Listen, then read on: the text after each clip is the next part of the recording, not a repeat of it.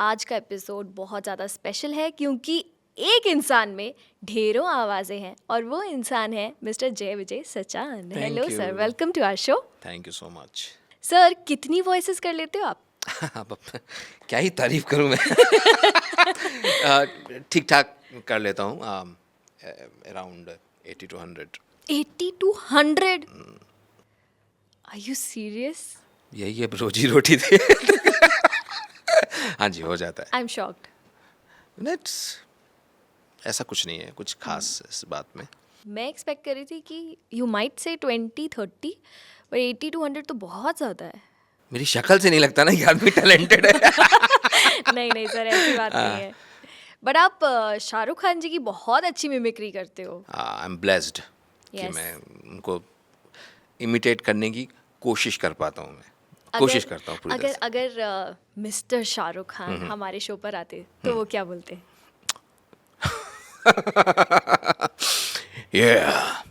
सोनल, मैं हमेशा तुमको सुनता हूँ और मैं भी हमेशा से ये चाहता था कि कभी ना कभी एक दिन ऐसा दिन आएगा जब तुम मुझे अपने शो पे बुलाओगी, और तुमने बुलाया जय विजय को। हाँ, it's not done. Party Pathan के घर में रखोगे तो मेहमान नवाजी के लिए पठान तो आएगा, साथ में पटाखे भी लाएगा। हाय राम मम्मा। वाह सर, बहुत ही बढ़िया।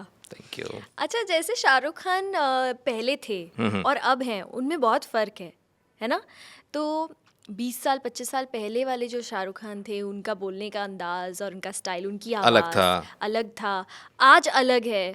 तो आप जब किसी कैरेक्टर को पकड़ते हो या किसी एक्टर को, उनकी आवाज़ को, उनकी पूरी पर्सनालिटी को पकड़ते हो, तो कभी कभी मुश्किल नहीं होती कि यार मैंने तो वो पकड़ा था, अब आज ये बिल्कुल डिफरेंट हो गया? नहीं, बेसिकली क्या होता है कि जैसे आप एक जो सिस्टम जो मतलब हम फॉलो करते हैं वो कि पहले वो मूवी देखी, उसमें शाहरुख खान साहब इस तरह से बोलते थे, ये मूवी देखी फिर इस तरह से बोलते, तो एज के साथ में ना हमारा वोकल कॉर्ड भी चेंज होता रहता है। हाँ, हाँ। इट्स नॉर्मल, जैसे बच्चे बोलते हैं हाँ। तो धीरे धीरे उनकी आवाज़ भारी होने लगती है। यस। और दूसरा, जब अब स्क्रीन पे आता है हमारे लिए तो बड़ा डिफिकल्ट हो जाता है क्योंकि शाहरुख खान साहब तो स्क्रीन पे जो बोल रहे हैं, बट बात में डब भी तो कर रहे हैं अपनी आवाज़, तो आपके पास माइक की भी लिबर्टी हो जाती है। हाँ। तो अब हमको तो उस लेवल को मैच करने की कोशिश करनी होती है, बट वो हो जाता है कि अब देखा कि अभी कि कुछ कुछ होता है, में कैसे बोल रहे थे, अभी पठान में कैसे बोल रहे हैं, है ना, या डीडीएलजी में कैसे बोल रहे थे, है ना। तो जो वो डायलॉग्स हैं, जिस तरह का बॉडी लैंग्वेज है, बेसिकली आप कैसे कॉपी करने की कोशिश करते हो, और आप जब प्रैक्टिस करते हो तो हो जाता है। आपको कब पता चला था कि आप ये कर सकते हो? मैं बहुत छोटा था, देखो मेरे फादर ने मेरे को बहुत तेज मारा। मैं यूपी से रहने वाला हूँ, तो हमारे यहाँ मारते टाइम सोचते नहीं ना कि बच्चे को लग जाएगा। हामिरपुर से है ना? हाँ, हमीरपुर से, हमीरपुर। कानपुर के पास पड़ता है यूपी जी, में। जी। तो मेरे पापा ने मेरे को बहुत तेज़ी से लाफा मारा, और मैं, मेरे घर के पास में एक मैदान था, मैं वहाँ पर जाकर बैठ गया, वहाँ कुछ कुत्ते थे, और समहाउ मैंने ऐसे में कुत्ते की मैंने एक आवाज़ निकाली, मैंने सर लाउड होकर, और मैं भी शौक था, कुत्ते भी शौक थे। तो उस दिन मेरे को रियलाइज़ हुआ कि यार ये कोई चीज़ है जो मैं कर सकता हूँ, मैं आवाज़ कॉपी कर सकता हूँ ऐसे। कैसे आवाज़ थी वो, कुछ याद है आपको? मैं ऐसे बैठा था, कुत्ते वहाँ से भौंक रहे, मैं और मैंने सडनली, क्योंकि मैंने पहली बार कुछ ऐसा किया था, क्योंकि कुत्ते ऐसे ही कुछ बोल रहे थे और मैंने ऐसे लाउड होके बोला, तो मुझे लगा यार ये कुछ है मेरे अंदर। तो पहली बार मेरे को रियलाइज़ हुआ था कि मैं आवाज़ जैसा निकाल सकता हूँ। कितने साल के थे तब आप? मैं 6-7 साल का रहूँगा। अच्छा। और उसके बाद आप कार्टून्स देखते थे? हाँ, टीवी कार्टून्स पर? देखता था मैं। कौन से कार्टून्स देखते? टेलस्पिन देखता था। हाँ, टेल्सपिन आता था, यस।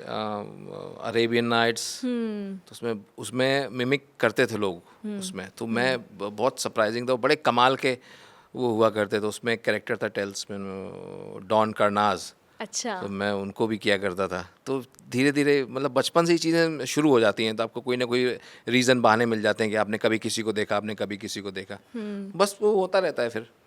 तो जब आपकी स्कूलिंग कंप्लीट हो गई और फिर आप कॉलेज गए, हाँ हाँ, तो आपने आपने क्या सोचा था कि मैं क्या बनूंगा?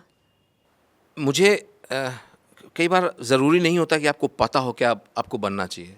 ये कन्फ्यूजन ना लाइफ में बहुत ज़रूरी होता है, क्योंकि अगर आपने मान लिया कि आपको ये बनना है और फिर आपका वो सपना टूटता तो बड़ी तकलीफ़ होती है। But Yes. मुझे ये था कि मैं, एक ये चीज़ है, मैं ये कर लेता हूँ, क्योंकि मैंने अपने आसपास कभी किसी को नहीं देखा था। हर कोई बच्चा वो डॉक्टर इंजीनियर ही बना रहा है कि ना, मतलब बेटा तुम्हें इंजीनियर बनना है, इंजीनियर बनना है, इंजीनियर बनना है, बस ये बहुत हमारे यूपी में तो बहुत स्पेशली है। मैं आपको बताऊं ऐसा हाल होता है इंजीनियर कराने वाले बच्चों को लोग इतनी ज़्यादा इंजीनियरिंग करा देते हैं, बेटा इंजीनियरिंग कर लो, उसके बाद में MBA कर लो और तुम ये कर लो। शादी का जब नंबर आता है ना हमारे यूपी में इंजीनियर लड़कों का, हाँ। तो जब लड़की वाले देखने आते हैं ना, तो लड़के को लड़की भी अच्छी लगती है, लड़की की मम्मी भी अच्छी लगती है। हैं? उस एज तक पहुंच जाता है वो बेचारा, शादी नहीं हो रही होती है उन लोगों की, क्योंकि उसने इंजीनियरिंग की होती है। Oh my God. तो मुझे था कि मैं कुछ अलग करूंगा, मैं कुछ अलग करना चाहता हूँ, लेकिन मेरे पेरेंट्स ने बोला था बेटा पढ़ाई लिखाई करनी, और मैं भी इस बात को तो मुझे पता था कि एक मीडियम क्लास फैमिली के लिए ये बहुत ज़रूरी चीज़ है। आप पढ़े लिखे होते हो ना, तो आप कुछ ना कुछ कर लेते हो। तो मैंने डबल मास्टर्स किया हुआ है। अच्छा, तो कौन सी फील्ड में? मैंने पॉलिटिकल साइंस से मैंने MA किया था, अच्छा, और दूसरा मैंने master of journalism and mass communication मैंने किया था। ओके। तो ये भी आपको फ़ायदा मिल जाता है कि आपको लिखने का, बोलने का तरीका आ जाता है, तो अब धीरे धीरे आप कर लेते हो। मुझे था कि ये करना है, ऑडिशंस देता रहता था मैं, कि मुझे ऑडिशंस देने, लाफ्टर चैलेंज के होते थे, इंडियाज़ गॉट टैलेंट के होते थे, हर बार रिजेक्ट हो जाता था, बट मेरे को था कभी ना कभी हो जाएगा यार, उम्मीद नहीं मैंने छोड़ी थी बस। तो सर कितनी बार आपने ऑडिशन दिया होगा ये इंडियाज़ गॉट टैलेंट और ये? यार बहुत Laughter बार Challenge? दिया ऑडिशन, मतलब जितनी बार होता था। और अगर आपको याद हो तो तब आप बहुत छोटे हो गए आप वैसे तो, बट उस वक्त ना एकदम से बूम आया था रियलिटी हाँ, शोज़ का ना, yes, तो yes. बहुत रियलिटी होते थे। उनने का छोटे छोटे चैनल्स भी था, वो भी कॉमेडी का कुछ कर रहे होते थे। हाँ। तो बट अपने को था, जब हमने देखा कि राजू श्रीवास्तव जी को परफॉर्म करते हुए कि यार ये एक रियलिटी शो यहाँ पर होता है, इंडियाज़ गॉट टैलेंट भी आता था, 2-3 ये थे, 2-3 और चैनल्स में आते थे। तो जितना भी होता था ना, छोटा बड़ा सब ऑडिशन देता था, और बहुत मार खाता था अपने घरों पे। पापा कहते हैं साला ये किसी को कुछ करना नहीं है, ये पता नहीं कहाँ जाता, पढ़ लो साले वरना मूंगफली का ठेला लगाओगे।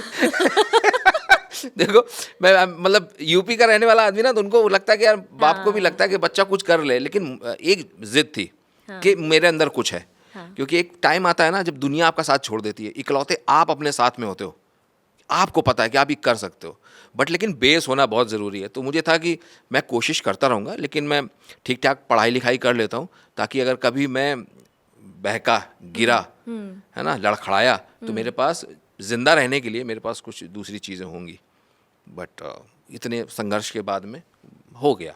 तो ये ऑडिशंस आप यूपी से ही दे रहे? नहीं, यूपी में बहुत कम होते थे। यूपी में जैसे लखनऊ में हो जाते थे कभी कदार। अच्छा, मैं 90% में दिल्ली ही जाता था, या Okay. मैं कई बार मैं मुंबई भी आया ऑडिशन देने के लिए। अच्छा। तो बहुत आपकी मम्मी का क्या इसमें रिस्पॉन्स होता था? सिर्फ मेरी माँ थी जो मेरा सपोर्ट करती थी, ओनली, बस उनको लगता था कि हाँ मेरे बेटे में कुछ है, ये कुछ कर लेगा। हाँ, मेरी माँ ने हमेशा मेरा सपोर्ट किया, ऑलवेज। ओके।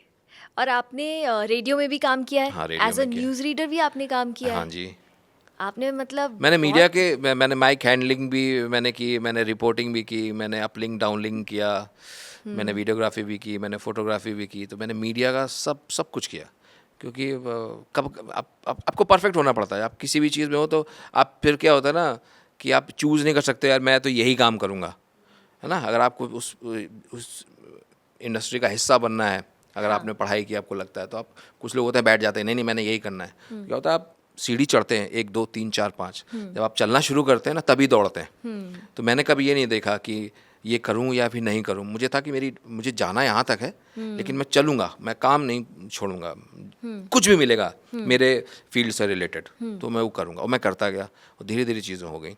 तो आपने ये जो सोचा हुआ था कि मुझे जाना यहाँ तक है, ये जो यहाँ तक है, ये आपको पहले से पता था कि ये मुझे कॉमेडियन ही बनना है, मुझे मिमिक्री आर्टिस्ट ही बनना है, या फिर आपको बस ये था कि मुझे कुछ बड़ा करना है?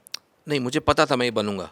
अच्छा, हाँ, मुझे पता था, ठान लिया था आपने। 100%। आपके अंदर होती है ये चीज़, क्योंकि आपको गिफ्ट दिया है गॉड ने। अगर हर किसी के पास कुछ ना कुछ गिफ्ट होता है, और ये आपकी रिस्पॉन्सिबिलिटी भी होती है कि जो आपके पास में है ना उसको उस लेवल तक लेकर जाओ, क्योंकि गॉड सबको नहीं दे रहे हैं ना, आपके पास मिला, यू आर लकी। तो मुझे था कि मुझे वो करना है और मैं कर लूँगा। मुझे हमेशा से फील होता था कि यार मैं कुछ अलग हूँ, मैं अलग कुछ कर सकता हूँ। तब तक इंसान नहीं मानता जब तक आप वहाँ तक पहुँच नहीं पाते हो। बस वो कोशिश तो आपको करनी पड़ेगी। जब आप साबित कर ले जाते हो, मैं पढ़ाई तो बहुत अच्छी करता हूँ, लेकिन यार मैं पास नहीं होता, ये कोई रीज़न नहीं बना, तो उससे कोई नहीं पूछता कि यार इसने कितना स्ट्रगल किया। एक बार जब आप क्वालिफाई कर जाते हो ना, तब कहते हैं हाँ नहीं मेरे को तो पता था, बहुत टैलेंटेड था बच्चा, ये तो बचपन से देखा भाई साहब। हाँ, ये बहुत होता है, ये होता है। हाँ।